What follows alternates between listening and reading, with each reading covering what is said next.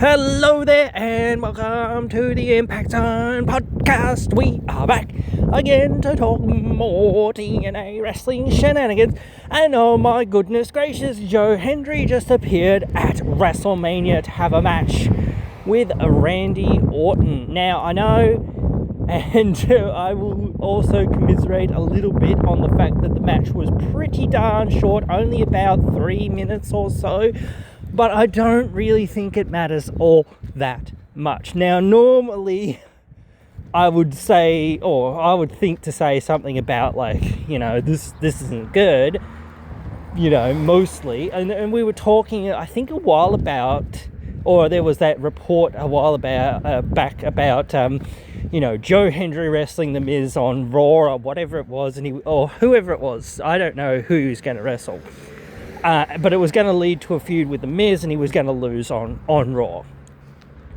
Now, the difference between, this guy wrestling on a random episode of Raw versus wrestling at WrestleMania, literally the biggest show of the year. Now, I know WWE, they have a lot of, some things going on right now, and we really haven't talked about the AAA thing yet.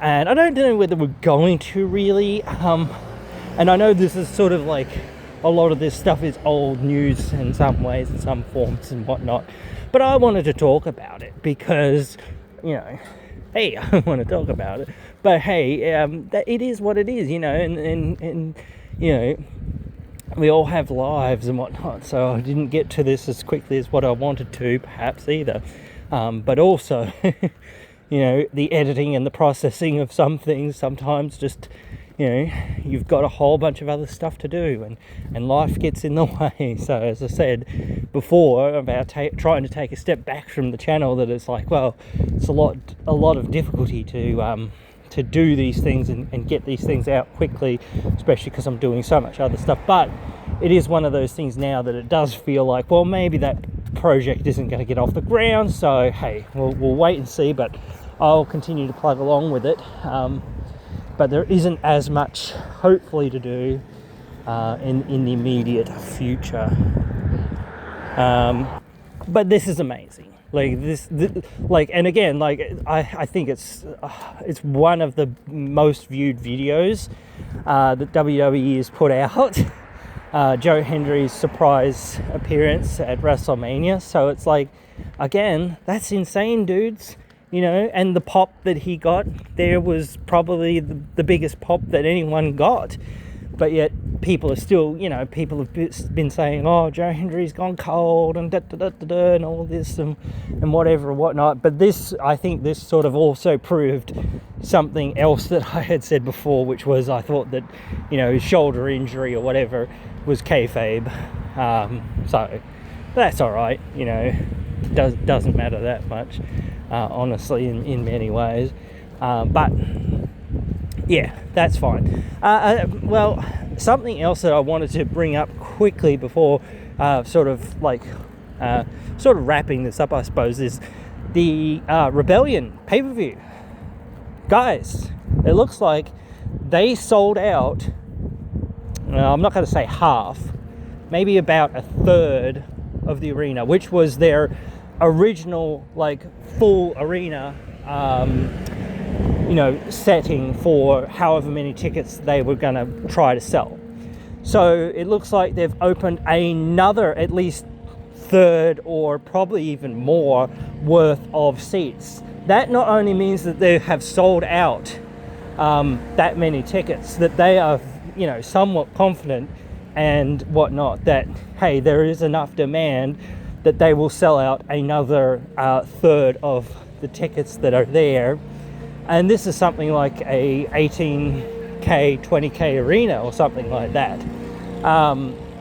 So, getting it 2/3, I'm not sure that they'll get 2/3 full, but we'll wait and see. That'd be great if they did, but even a third and a bit or whatever, something like that would be insane. Or almost a half full arena. That would be insane. 10k seating, we're not going to complain, dude. like even 8K. We're not going to complain, but it's definitely, you know, up. It's definitely already up there. It's definitely already like, you know, somewhere in that vicinity already. It's already at least going to be, you know, 6K or thereabouts. I was going to say it was going to be closer to 7K or 8K even, but, you know, it might be, it would definitely be at least 4 or 5K at least already, you know, so that's crazy as well. But I think that you can always put these down to a number of factors, but again, you know, this is WrestleMania week and whatnot, so again, you know, people are coming in, people are sticking around maybe for a few days or whatever it is, you don't know, or they have, you know, see Joe Hendry at WrestleMania and they go, oh, who's this guy, or whatever it is, or whatnot. Or, you know, we saw him at the Rumble, what's he doing next? Oh, he's got a match, you know, next week, you know, we might as well, we're here anyway, we might as well see it, you know. So I think a huge amount of demand is coming from that, and despite anything, you know, negative that we can say about WWE or whatever else, and some of the storylines and some of the decisions or whatever else it is, like, again, it's working, isn't it? They sold out a 60K arena or whatever it was, and yeah, 60K people were chanting for Joe Hendry, and waving their hands in the air and whatnot. So again, this is what, you know, people kind of forget. And it's not just about, like, what happens, because most, like 90% of people didn't even, like, oh, well, like, the pay-per-view buys or whatever, the buys that got on, however they sell it now, I don't know. But the amount of buys and views that are globally, and this is on Twitter and Facebook and whatever else, so it's not only those people that get to see, you know, the show that bought it, but those people that are on Twitter or on Facebook, hundreds of millions of people are going to get to see this moment, and it's a huge moment. And like I said earlier, it is one of the most viewed videos that WWE had over WrestleMania weekend, and yet they had all these other things going on. You know, it's along there with Becky Lynch's return. It's along there with John Cena winning the title. It's along there with, you know, all these big moments and things that people, you know, think are, you know, superior or whatever else it is or whatnot, you know, because these people are in WWE, blah, blah, blah. They're WWE superstars. But again, when everyone's a superstar type thing, then kind of no one is, you know, like, there are a few true superstars, you know, and then you've got people that are, you know, sort of icons, you know, of the business, you know, and then you have your people that are like